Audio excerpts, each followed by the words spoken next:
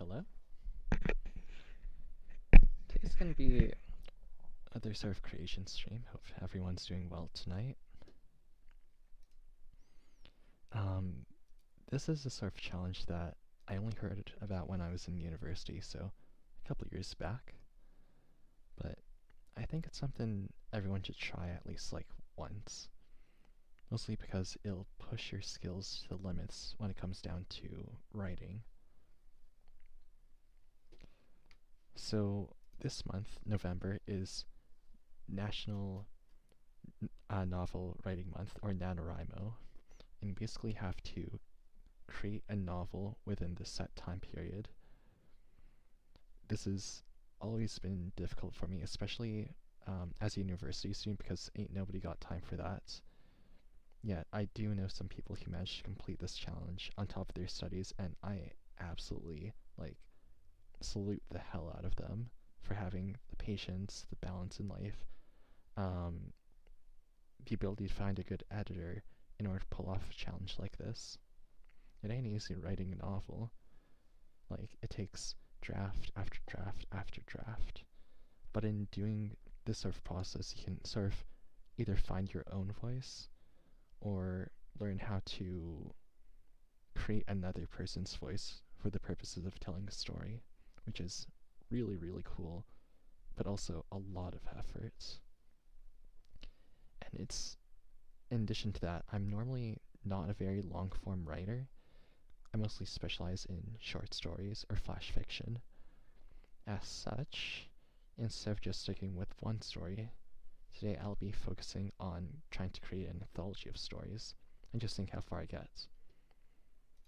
So here's the information for NaNoWriMo. This is all retrieved from nanowrimo.org. You can go ahead and Google that up. They have a whole bunch of different resources here. Let's see. And how do you put it? Nothing's too set in stone, per se. Everyone has their own individual goals that they can reach. So this month is very flexible for this sort of activity. So you can set your own goals. You can get some extra prep resources as well. This website has a lot of stuff on it, which is really convenient and very relevant if you ever plan on doing this challenge. So, without further ado, let's get to it. I have roughly 4 main ideas planned out, a prologue, and then 3 additional stories. I'm hoping that each of these stories will come off different, but the central theme for all of these is to do with the internet, because as like a VTuber, all of my activities are basically online. I live and breathe the internet, have been ever since 2007 or so. Yeah, which is ancient in YouTube years. That's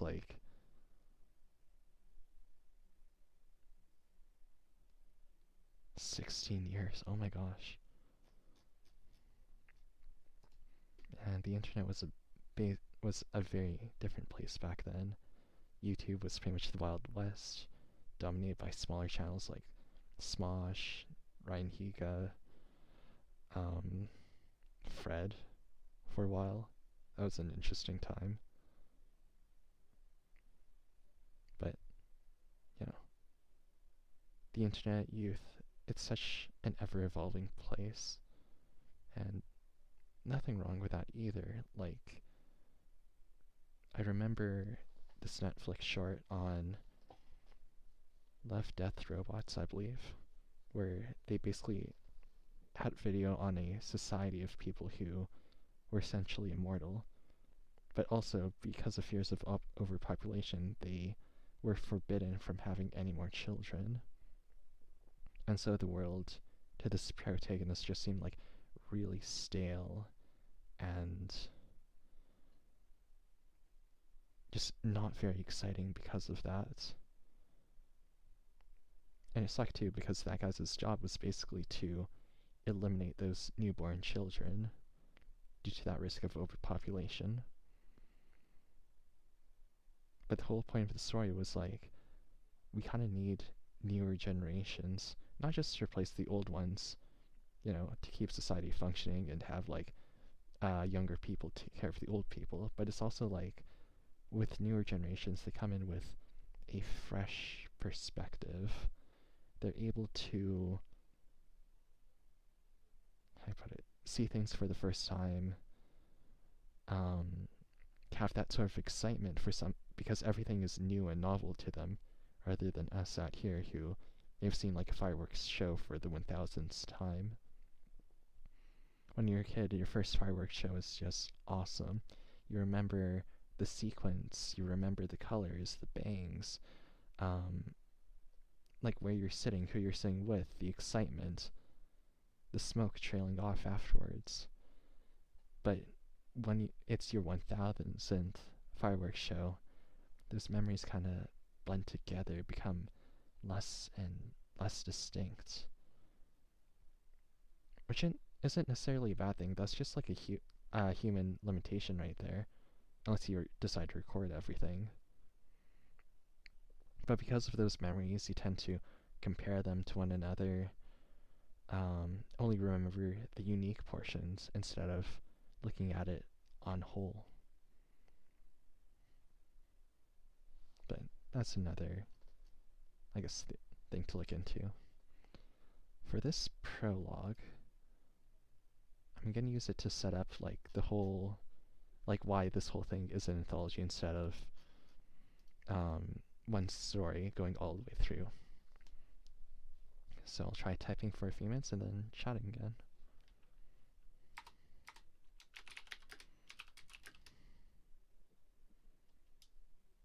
I should probably specify this. It's going to be made for, I want to say like a younger audience. I saw the Five Nights at Freddy's movies recently, and oh my gosh, kids in the theater, they were just screaming their heads off whenever, I mean, there are only two major cameos in there between the major YouTubers, with MatPat and another FNAF YouTuber. There's supposed to be Markiplier in there too, but unfortunately, maybe there's some sort of scheduling issue, but regardless, he wasn't able to make it for the filming of that. Although I'm pretty hyped to see him whenever Iron Lung comes out. That'll be great. Oh my gosh, Markiplier is so good. What else is there? But yeah, the FNAF movie. The second act was good. The first act kind of dragged on for a bit, and the third act was kind of just, I kind of feel like they could have conserved some of their surprises and saved it for a sequel, especially since this movie made like gangbusters at the box office. It must have made like 10 times its budget by now. So if they don't make a sequel on this, they are just like leaving money at the door. And there's so many further aspects to explore too, just like the video game series.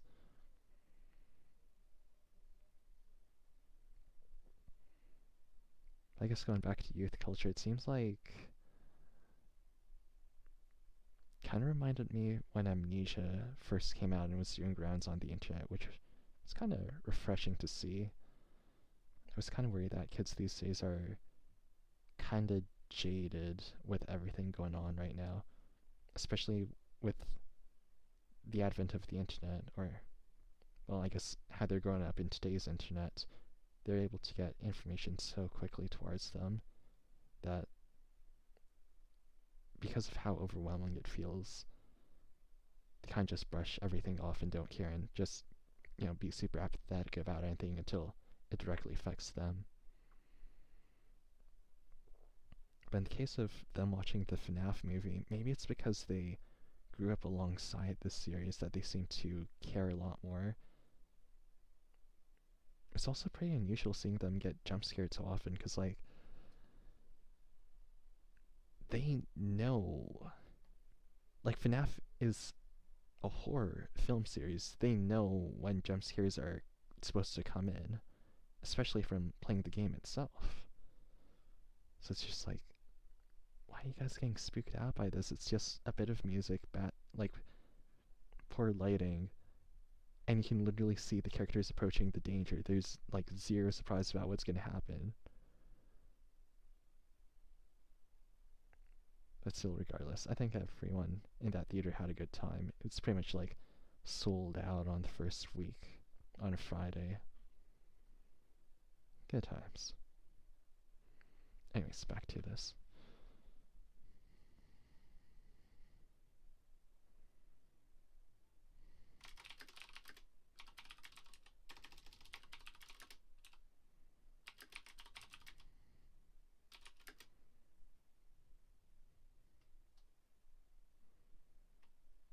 Hmm.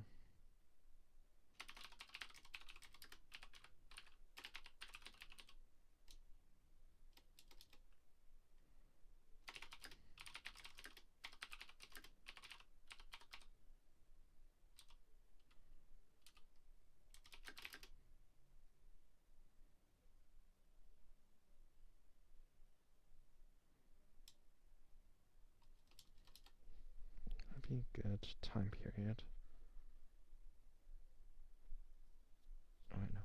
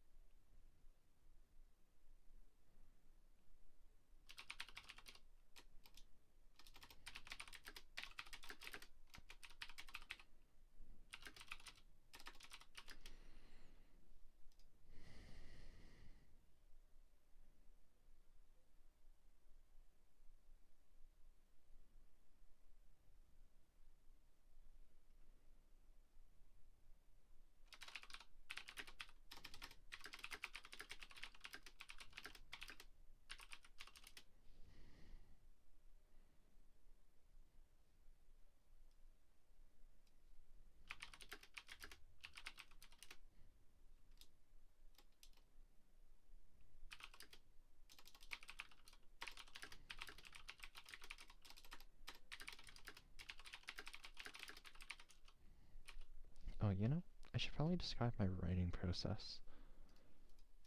So typically, I plan things out in advance in order to have a bit of a skeleton or guide about how I'm going to do things. I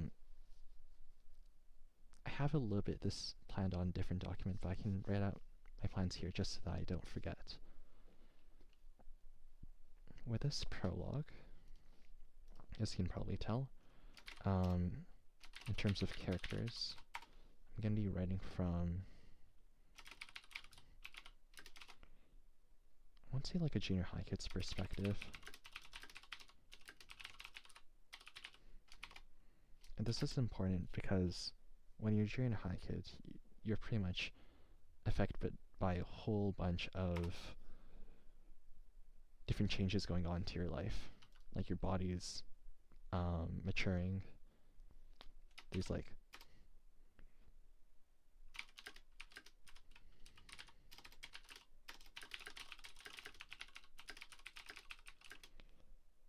so like body image, fitting in especially.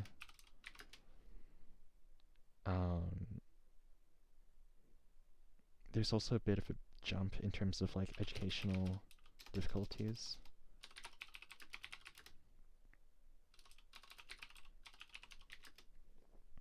And you're also given a bit more independence.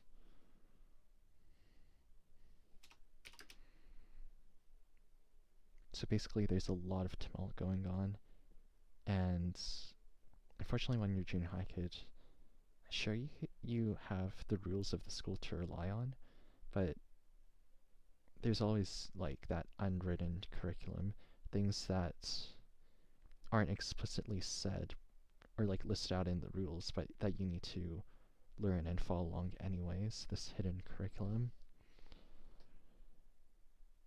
And in order to find out that curriculum, you kind of need to push things a little bit, observe a lot, talk things out with your friends, figure out more information. It doesn't always come easy, and there's always a chance to slip up and, make a mistake, say a wrong comment to the wrong person, mess up. So that also makes teaching younger kids a little bit of a hassle too, because you never know exactly what you're gonna get. But that's for another time.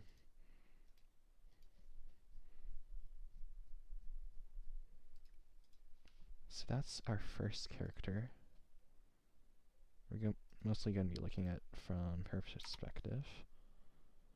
We're also going to need to have a monster involved, but I'll leave the details of that blank for now because I don't want to ruin the surprise. All that you'll need to know is that it comes out at night,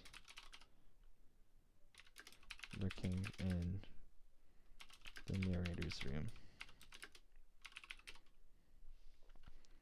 Besides that, all the other characters are pretty... The word here is flat and static. So flat meaning that there aren't too many details about them, static meaning that they don't really change over the course of the story. Those terms aren't necessarily bad. For the purposes of a story, not every character needs to be like overly and intricately detailed, especially when you're writing a short story. You just need to, how do I put it? You do need to be efficient with your words, but you also have to give enough that, you can trust the audience to sort of get the mood from there. Read between the lines, that sort of thing. Right. In terms of plot, then,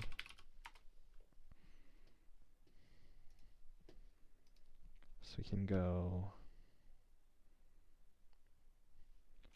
narrator describes how the cat sleep. Narrator describes the monster. And then last part I'll leave blank. I know where it's going, but I can't really reveal it right now. What else is there? I guess some other notes about writing horror.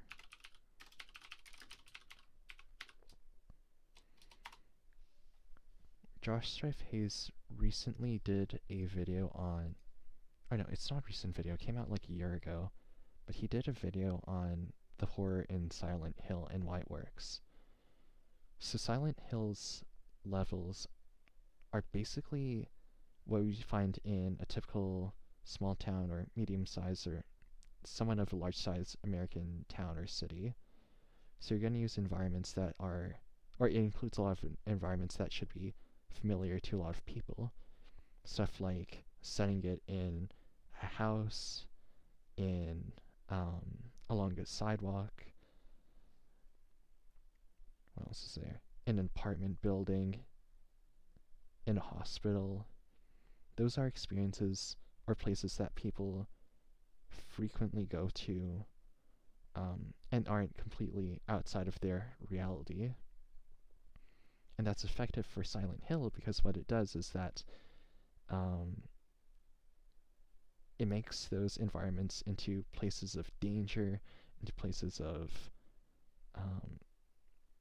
weirdness and distortions, especially when it flips over into like, I forget the proper term for it, but it's like the rusted side, that red side. So when you're writing, and I appreciate that because with horror, it's supposed to highlight danger or potential dangers in a domestic space.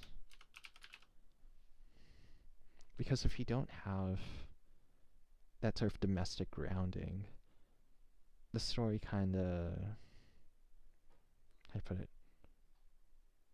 It can have a harder time reaching the audience in that sense.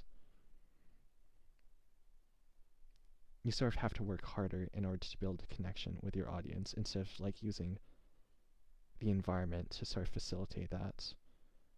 There are exceptions to that rule though, such as like when I mentioned Amnesia earlier.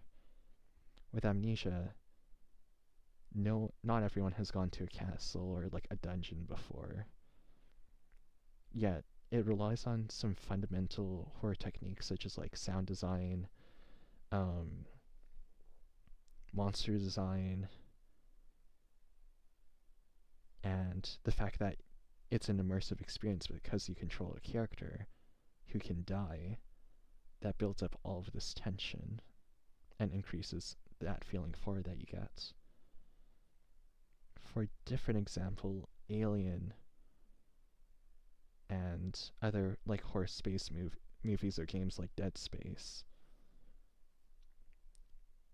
No, not everyone has gone to space or like been in a spaceship, but they use fundamental things like claustrophobia and a monster looking in the shadows and a lot of mechanical sounds in order to invoke a sense of horror. They also tend to use a lot of stuff like fear of the unknown in order to create that sense too. I guess one other example would be of like unusual environments would be like the setting of The Thing. That's it. Yeah. With The Thing, not everyone's gone down to the South Pole. I'd really want to go there someday. As a tourist, of course. It'd be cool to do as research too, but like I don't have the credentials for that. But the South Pole is interesting because it's a harsh environment, so there's only so many places that anyone can go to. There are signs of familiarity because, people have to live there. But the horror comes from like not knowing where exactly the monster is coming from, especially since it can mimic other people. So it uses a familiar sense of paranoia in order to generate and expand upon its horror. Anyways, I sort of want to copy that too. It's not always easy though, because lately there's been a trend to do this type of horror. So like Junji Ito and Jordan Peele have been carrying that sort of stuff. Oh.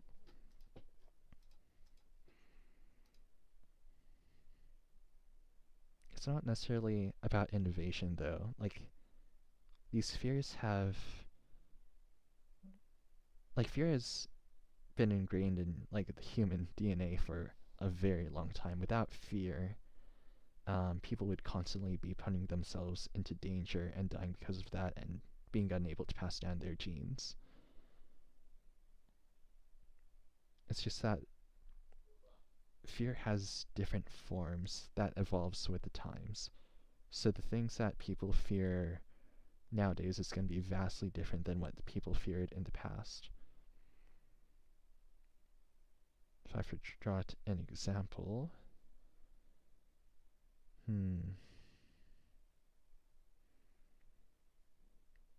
Is Frankenstein's monster a horror?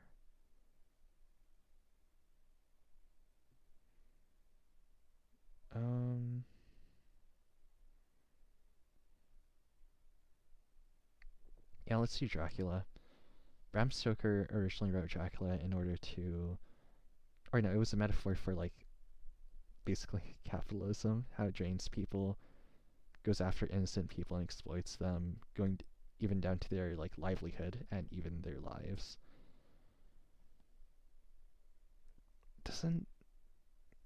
An old guy sucking blood out of people doesn't sound too scary in today's landscape. Things that get hits now are either like way up in your face or like I guess more towards social horror, where you typically get hunted down by a group, such as what you see in Get Out or The Purge.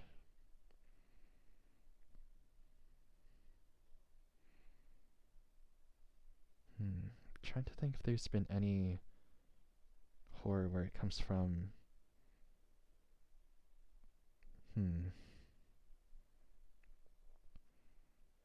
I know Asia for a while was a good, like most of their horror they produced was like on the more supernatural side. Stuff like The Ring, ghost stories. Yeah, ghosts in general, that sort of thing. Webtoons has a very fine catalog for stories like that too, although their older stuff probably requires a daily pass. But maybe one day I'll make a list of like all the best webtoons I've read so far. I think that'd be pretty nice. Alright, back to story writing. I guess about the writing process, because I'm using a younger kid's perspective, you need to be able to slip into their thought process a little bit. I can't go off like writing Shakespearean iambic pentameter. With junior high kids, their language tends to be a lot more simpler and tends to run on in some cases. That's a lesson that I got told by another friend, because before I kind of wrote every character's dialogue the same, but because she pointed that out, I need to be a little bit more careful about that. Anyways.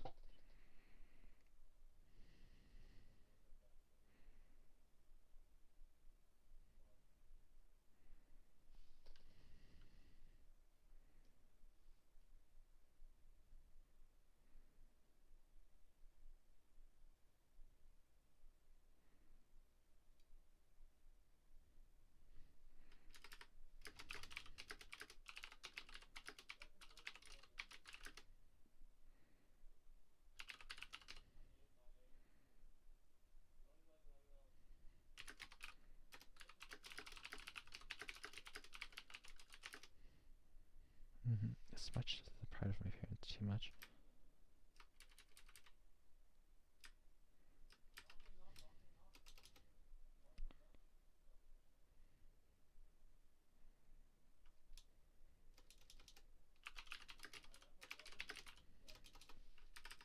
Which made my parents very happy.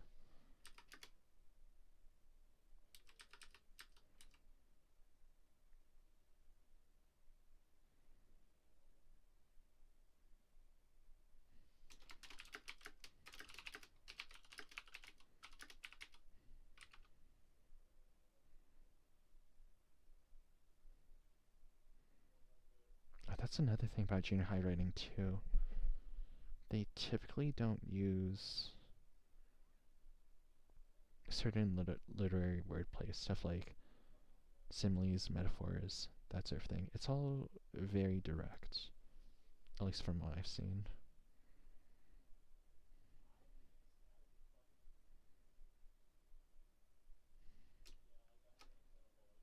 Sorry.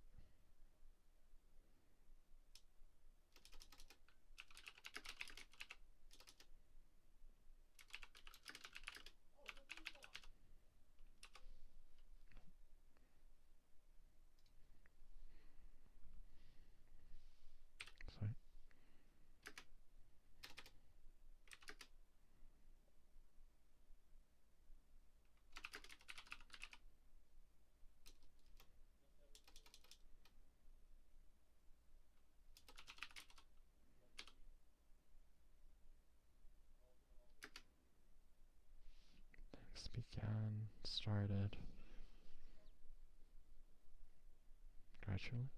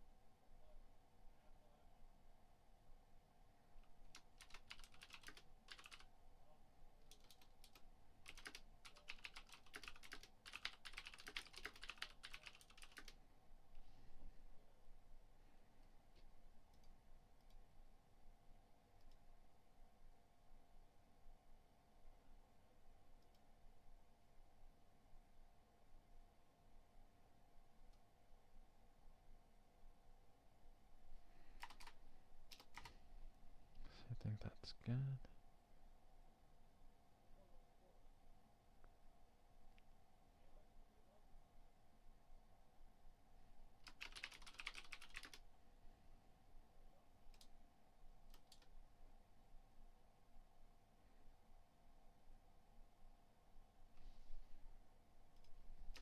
Shorten that time span.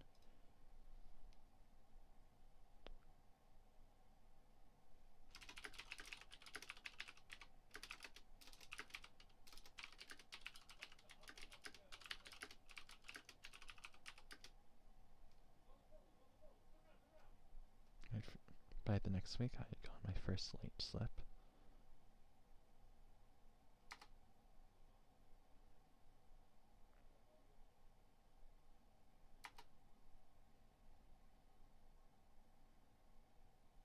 Okay.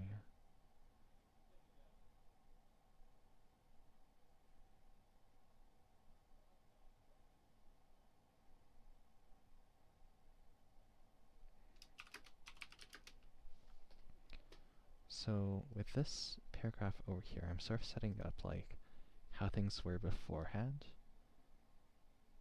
and then gradually explaining how it sort of fell apart, which in turn creates an intrigue as to why that sort of stuff is falling apart. I just hope it isn't too choppy. If I were to write this as a junior high kid, though, this should turn into a run-on instead of having short sentences.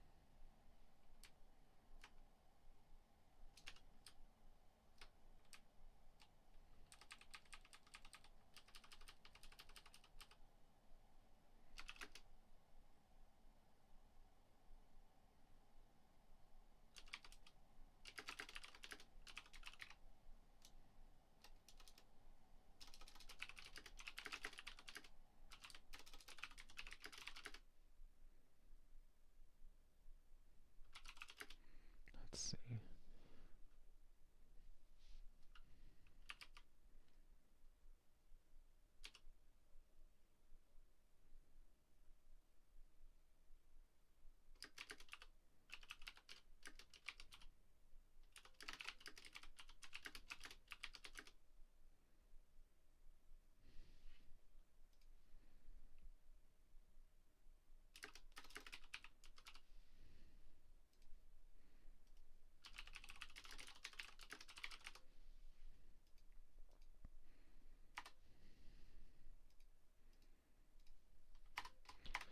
I gave that slip to my teacher. She looked at me with concern rather than disappointment. Is everything okay? She asked. I told her I was fine, that this was just a weird day, or maybe I was just telling myself that.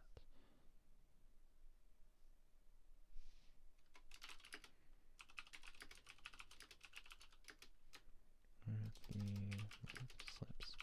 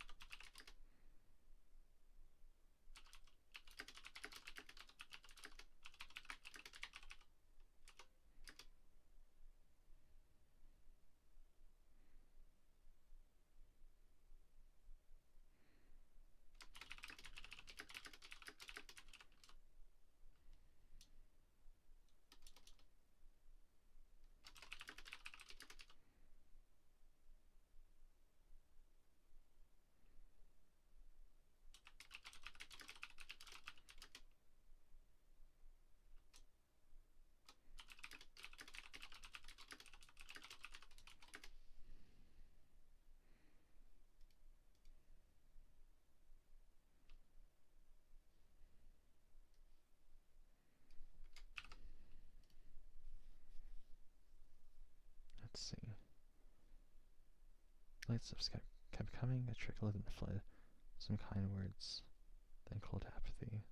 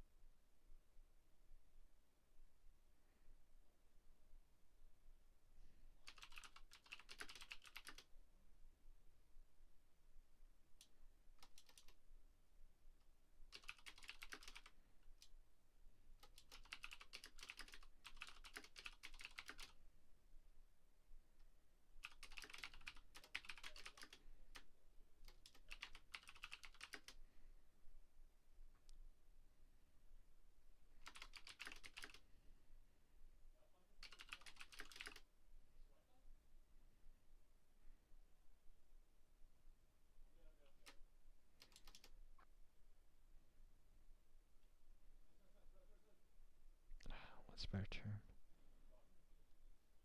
Give me...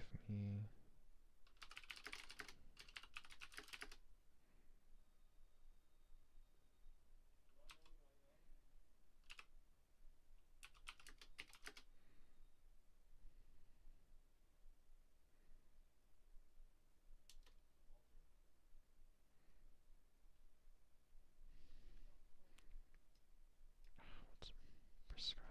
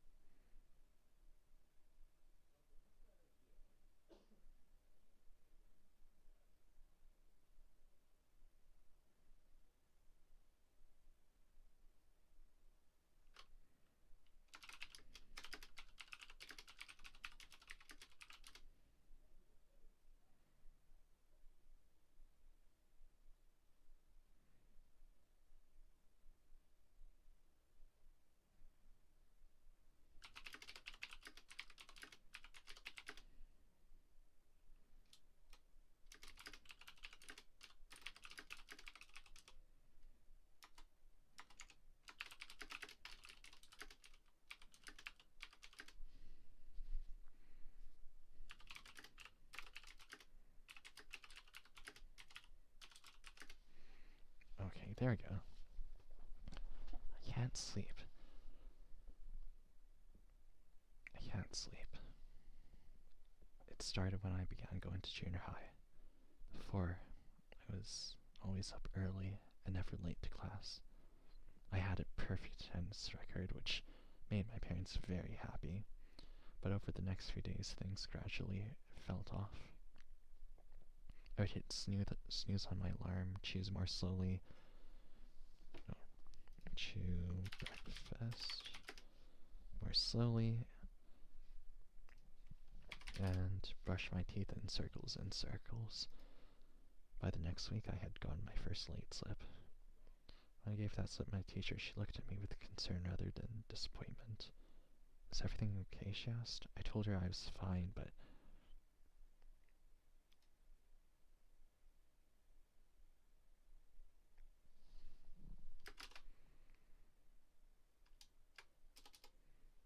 that this was just a weird day. Or maybe I was just telling myself that.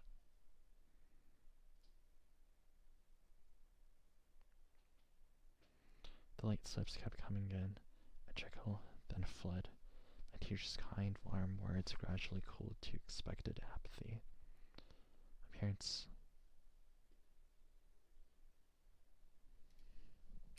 on the other hand, were irate when they got the first phone call. How could you do something like this? They tried to shift dinner earlier, give me food and drinks to help me sleep sooner, like it was a daily prescription. They tried talking to me, but the deep bags under my eyes said it all. Why I didn't say what?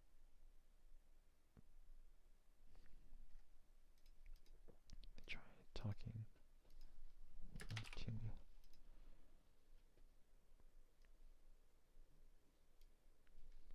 I couldn't say what on every night.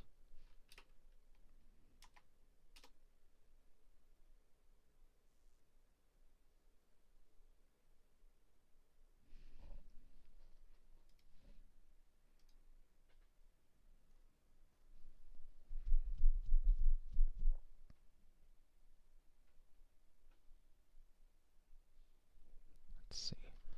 Here is where we can get to the horror stuff. So horror is, one aspect of it is to unsettle you. Sort of like how when you look at a room and notice that one object is not completely center. For instance, if we do something like this and do like apple. Oops. Let's put that down in the middle. Nice and center, right?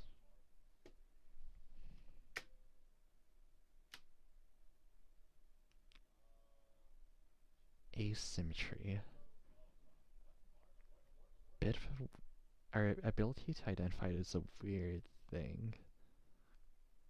But apparently there's something called the uncanny valley, wherein things that, how do you put it? Like, we feel comfortable around things that don't necessarily look human, and appear just like humanoid, like, I know, Wall-E, or Eva from Wall-E, or like, actually, yeah, stuff like that. But there comes a point when things get too, or like almost realistic, but not quite. That's the uncanny valley. I guess that's a bit of a separate phenomena than what we see with this over here when something is just off-center, but the principle is the same. With horror, you want to make things appear normal at first, but slowly give way to something that isn't quite right. In House of Fallen Leaves, they did something to that effect where, as they're settling into the house and getting things ready, the wife of the owner set up a bookshelf and has it perfectly arranged, like everything's packed together firmly. Meanwhile, the owner of the house is analyzing how there can be like a 5-inch gap in the house that shouldn't necessarily exist in there. So they go ahead, measure, remeasure, that magical gap, and suppose that it might just be due to an error in their measuring equipment. So they go back up, and then the wife discovers that her perfectly arranged bookshelf has fallen off due to a bigger gap appearing in the space of that bookshelf. Small little things, seemingly inconspicuous, can lead to a gateway towards madness and horror. So let's see if I can capture that here.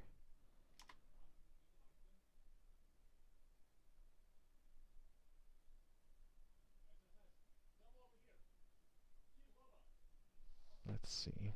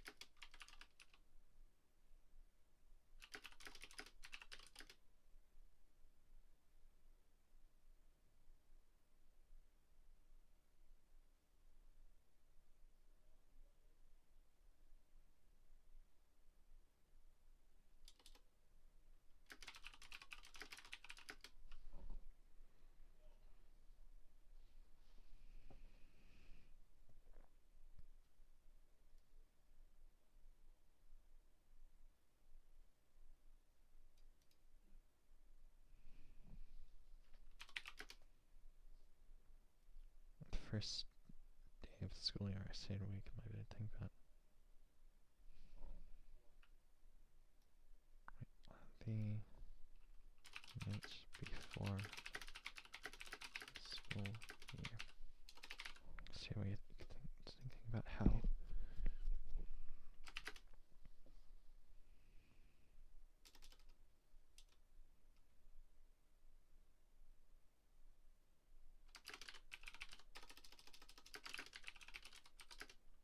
Wait to see my friends and talk about how our summers went, especially because of where we went on vacation and the type of food want to try, and the shows finally caught up on because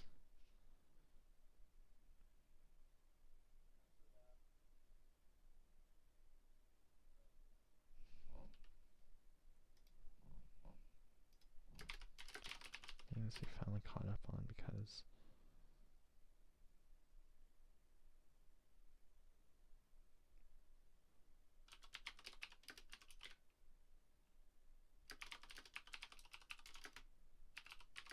but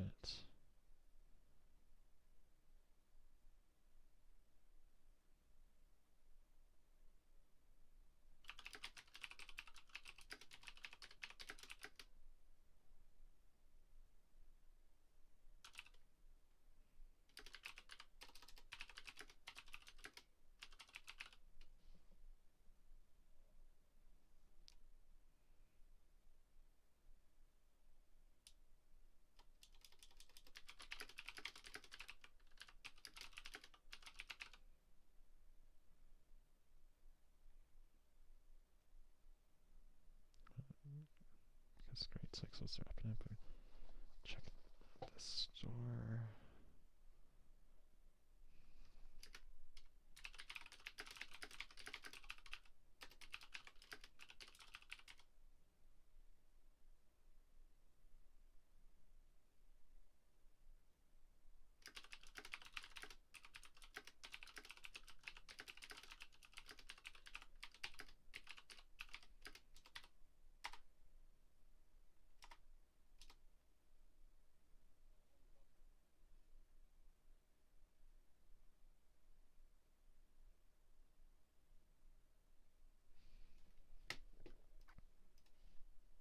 Again, I've seen junior high kids and even high school kids write a write-on like this. And I put it, there's time when I was training to be an editor for university papers and stuff like that. There are many different approaches to editing, but first and foremost, you need to respect the person who's writing it. And by doing so, you need to ask them what their intentions were when writing it, look at what they want edited specifically as well. So like some people might want to ask for line editing, which is basically just going over sentences and finding out like if there's any grammatical errors, spelling errors, that sort of thing. If their errors are intentional, of course you gotta back off and keep it unless it affects the content. So after line editing, you do content editing, where you edit the content of the work, see if there's any weird places in flow or pacing. But in the end, it's always all about like how best can you convey what the author is trying to say. Is there any way to refine it, or is obscuring things the better way to go? It's all about the context. Let's see.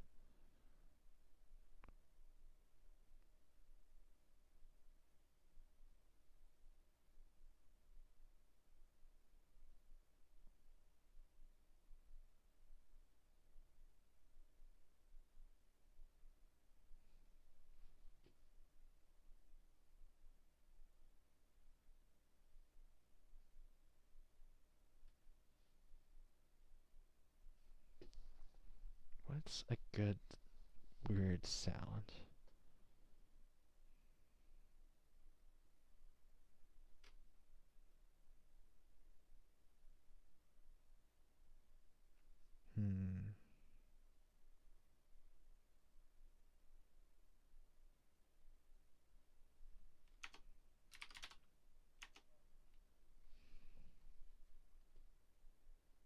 Oh, that's not creepy though. I need to go for creepiness. Bang is good if you want to jump someone in their seats. But I'm looking for a feeling that'll make people uncomfortable in their seats.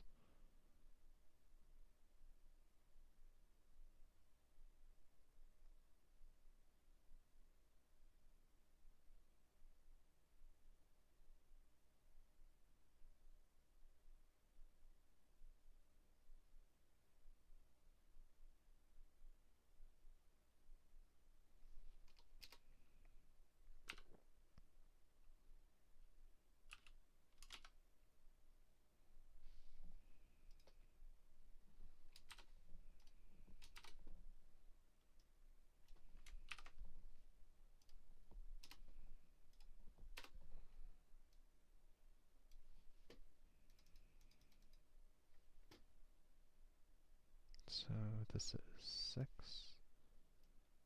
This needs to be 8.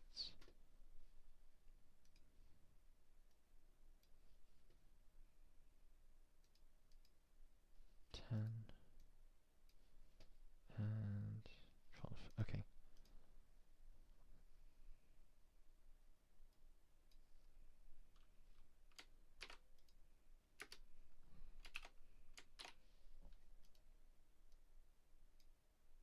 Nice.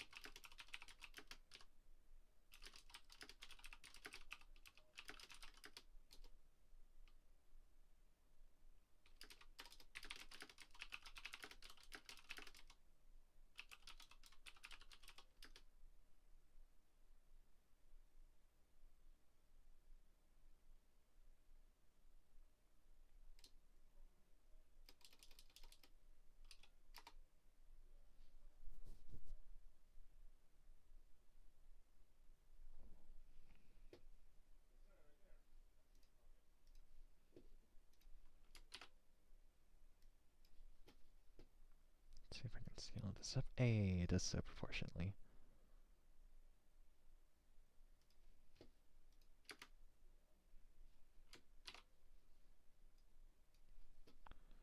One, two, three, four.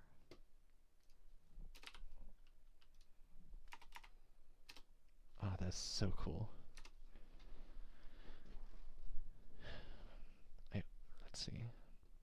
On the night before the start of the school year, I stayed awake in my bed thinking about how I could wait to see my friends, talk about how our summers went, especially because of where we went on vacation, the type of food we got to try, and the shows and games we finally caught up on because grade 6 was wrapping up. But we absolutely need to save up and check the store because they had a limited edition set which just got posted on their social media. Ring, ring. I opened up my eyes and looked around. It sounded like a chime or a bell. Our home phone didn't sound like that.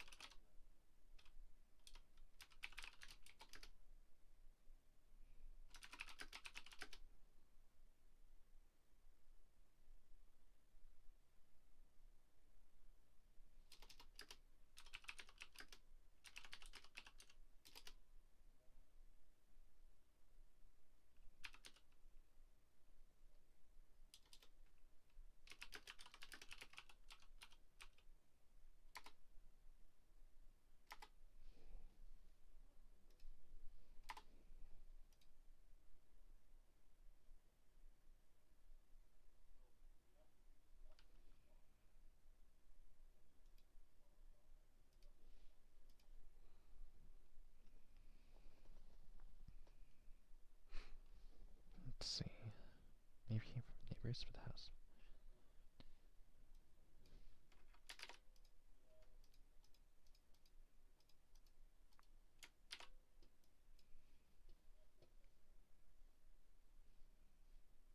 One, two, three, four. There we go.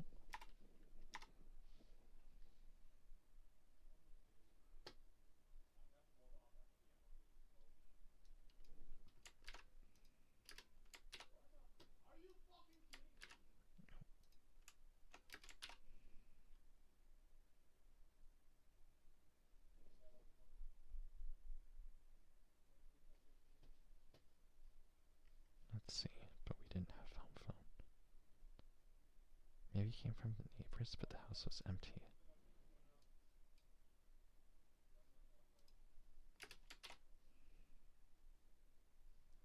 Two, three, four, five, six.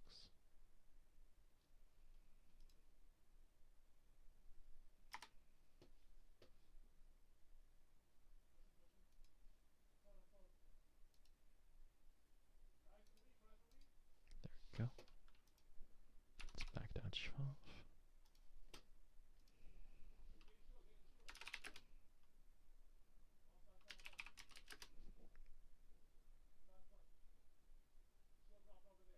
Sound.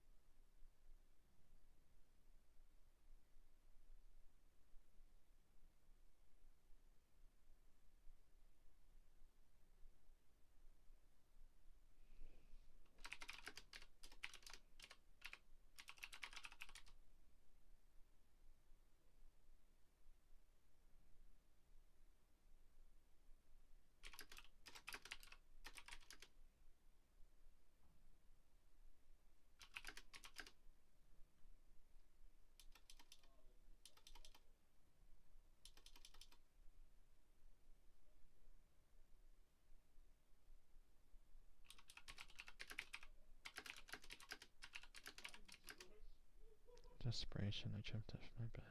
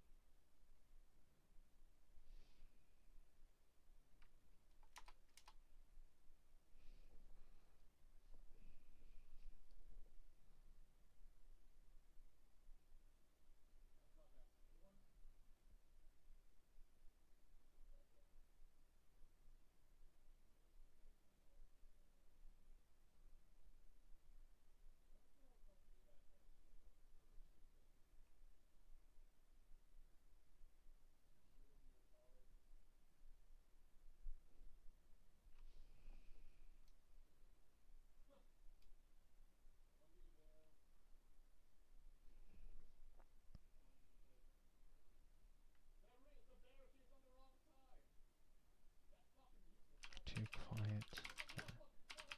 I scream.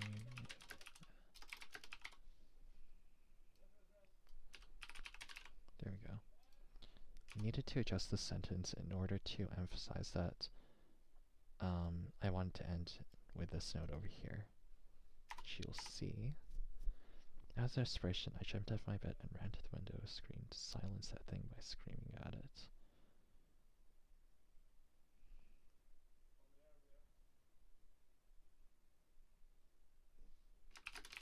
Don't remember what I saw. But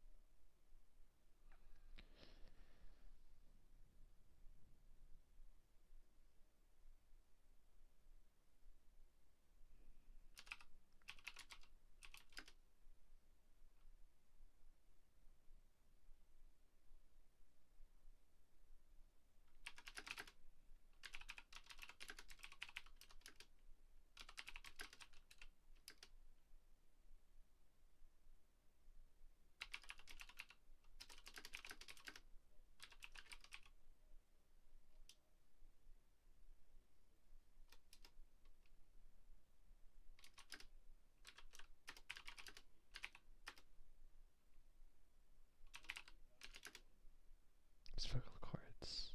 Like that, or... Oh, I'll change it after. My vocal cords raw.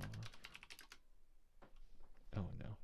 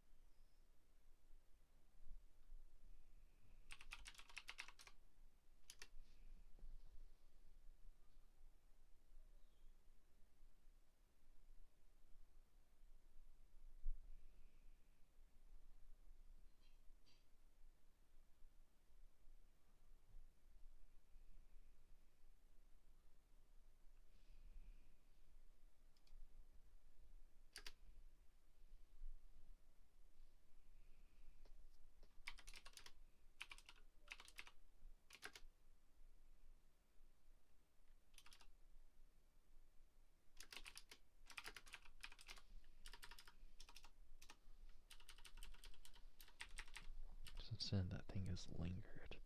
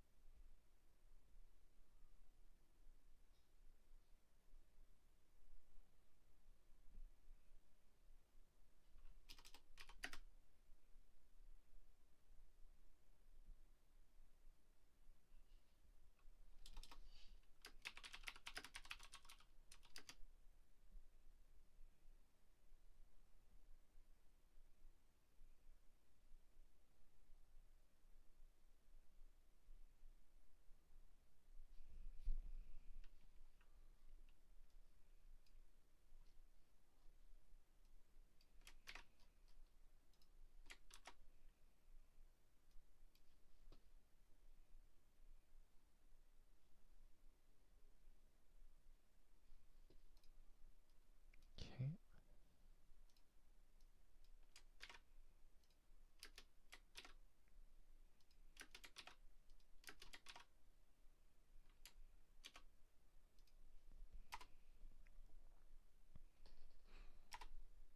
So that thing has lingered at my screen every night.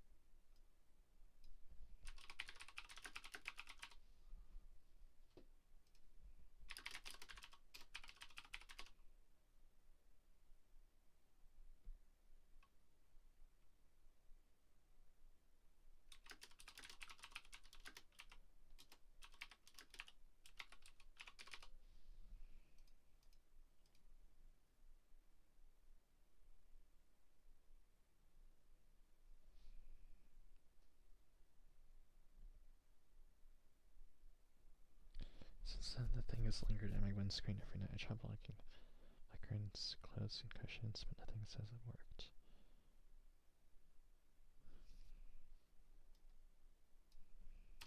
Okay, I'll do that.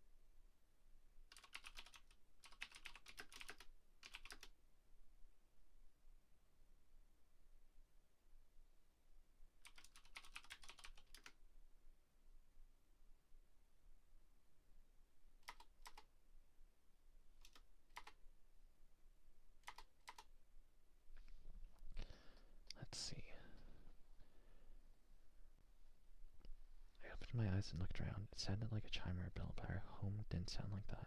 We didn't have home phone.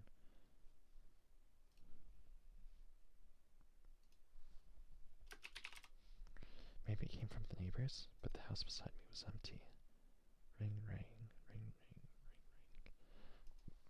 The sound continued on and on and on past my window screen.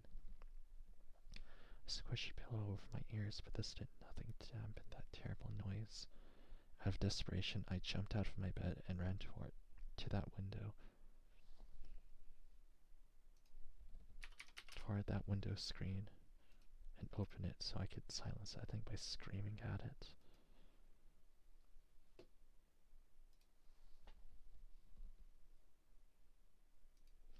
I don't remember what happened, but my parents found me on the floor, my vocal cords bleeding raw from screaming until they reduced to horrified silence.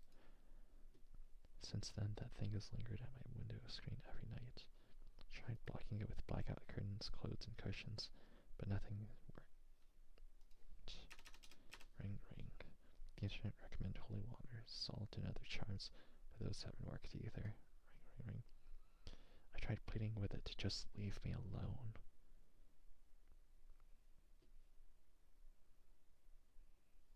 It's fallen on deaf ears. Ring, ring, ring, ring. Should be 2 more. I've only fallen asleep when I was too frightened to do anything.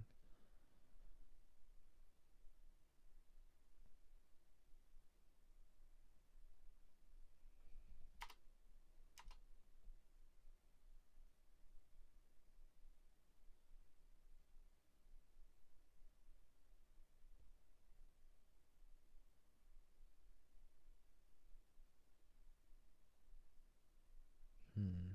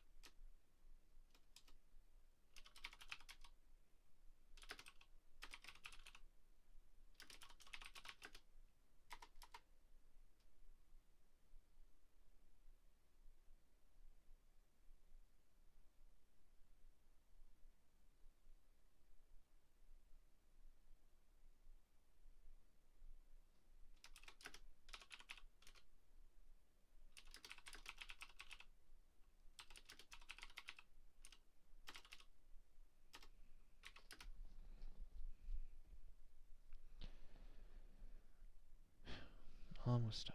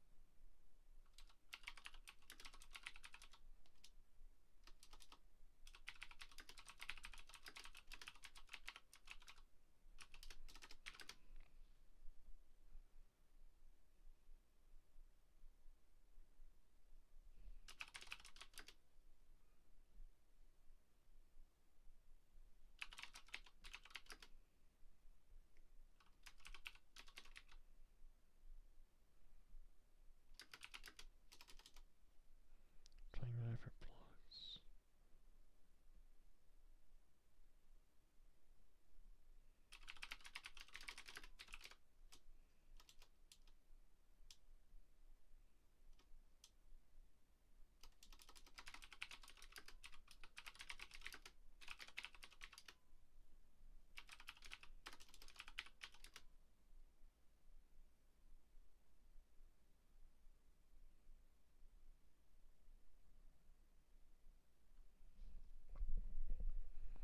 Let's see. It feeds on people's horror. As long as I keep feeding it other people's stories, I can at least keep it at bay. Blogs, journals, videos, audio.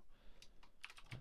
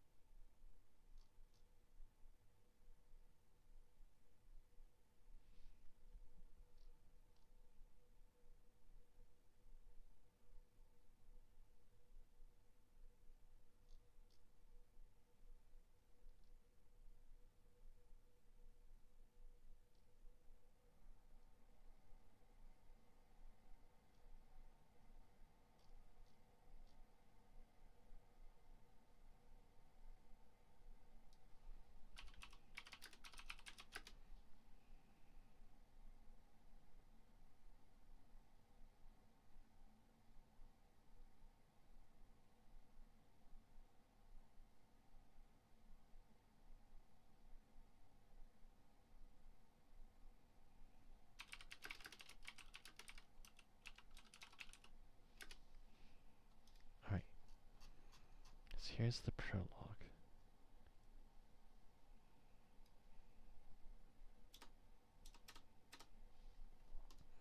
I can't sleep. It started when I was going to junior high. Before, I was always up pretty early and never late to class. I had a perfect attendance record, which made my parents very happy. But over the next few days, things gradually fell off. I'd hit snooze on my alarm, chew breakfast more slowly, and brush my teeth in circles and circles. By the next week, I had gotten my first late slip. When I gave that late slip to my teacher, she looked at me with concern rather than disappointment. "Is everything okay?" she asked. I told her I was fine, that this was just a weird day. Or maybe I was telling myself that. The late slips kept coming in, a trickle, then a flood. My teacher's kind, warm words gradually cooled to expected apathy. My parents, on the other hand, were irate when they got the first phone call. How could you do something like this? They tried to shift dinner time earlier, gave me food and drinks to help me sleep sooner, like a daily prescription. They tried talking to me, but the deep bags under my eyes said it all. I couldn't say what went on every night. I think this deserves a page break over here.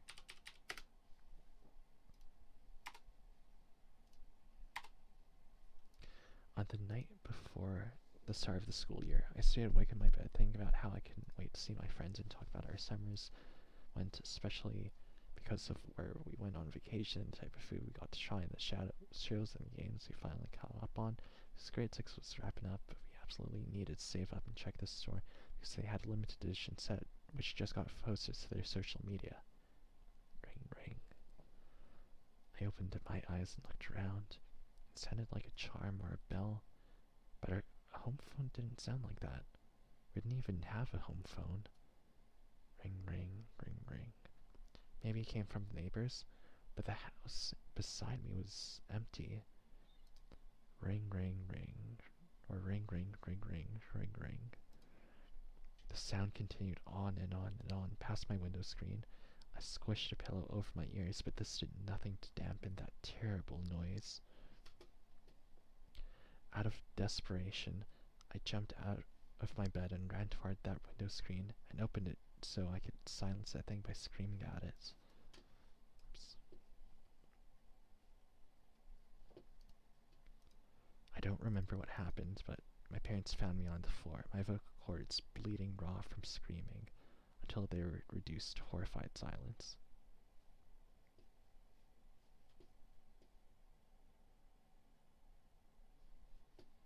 That's weird, hold on.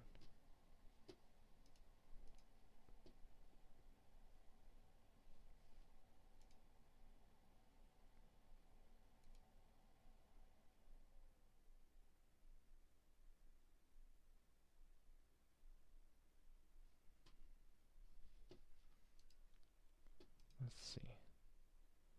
Since then,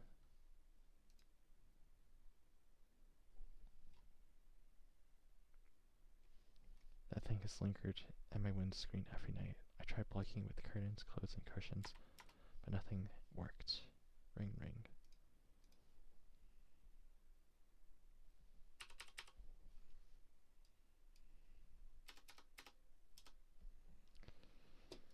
The internet recommended water.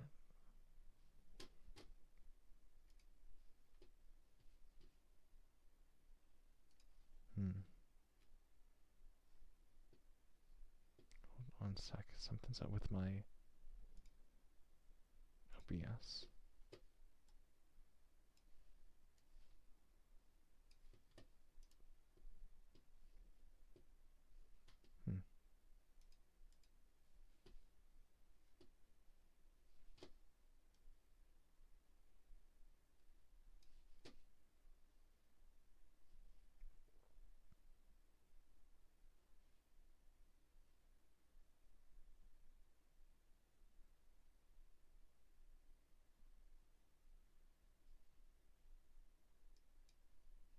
Oh no, there you go.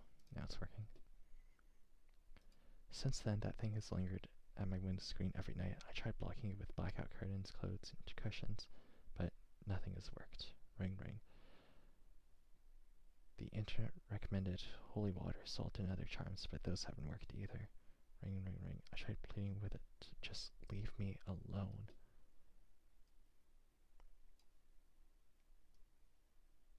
But it's fallen on deaf ears.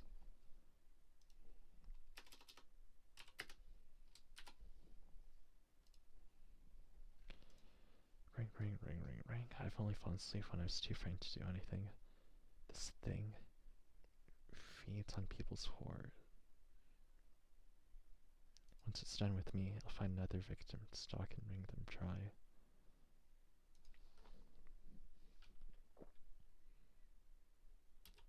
My search on the internet wasn't useless, though.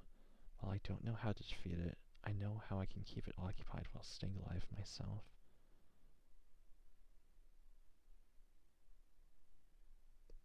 It feeds on people's horror. As long as I keep feeding it other people's stories, I can at least keep it at bay.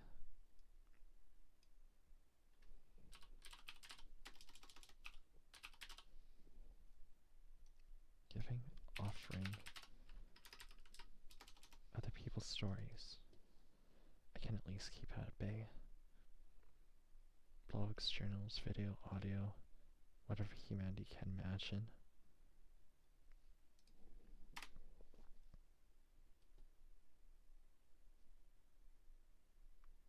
Can only hope this thing has small appetite.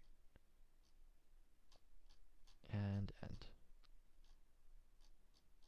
So that's not too bad for an hour of work, give or take. And then in terms of how far we got, this is 600 words, which is pretty good for prologue.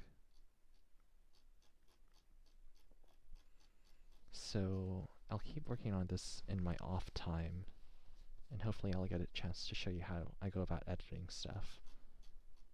But I'd say this is a pretty strong start.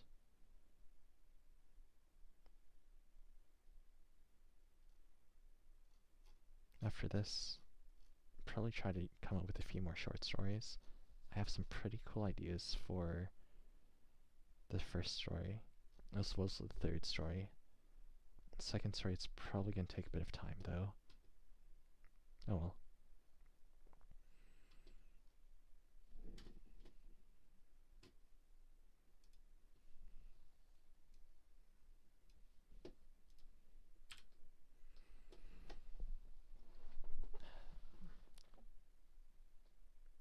Storytelling is definitely something everyone should try at least once.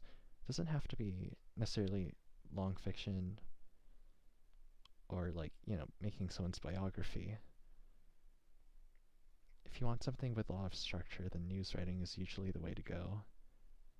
Join up with any newspaper club or go into technical school for it. It's usually good practice, especially if you can join a university paper or something like that.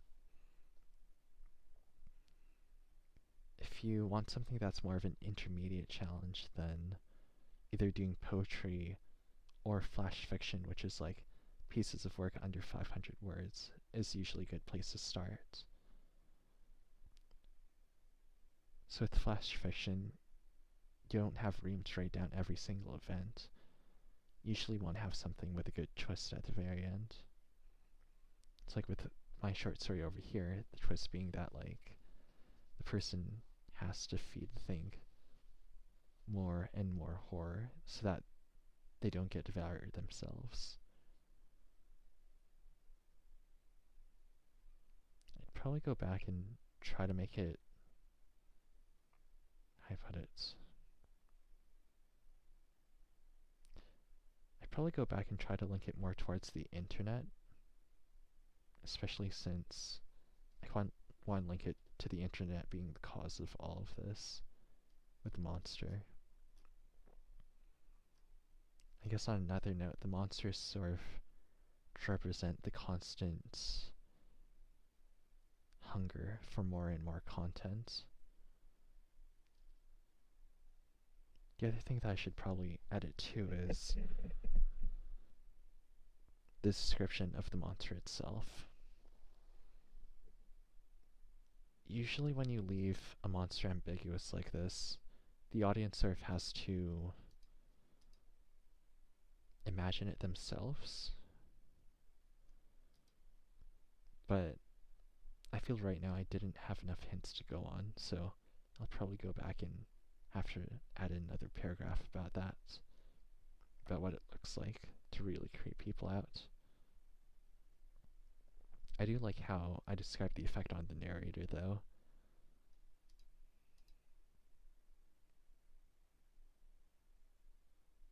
So I'll have to find a way to keep that somewhere.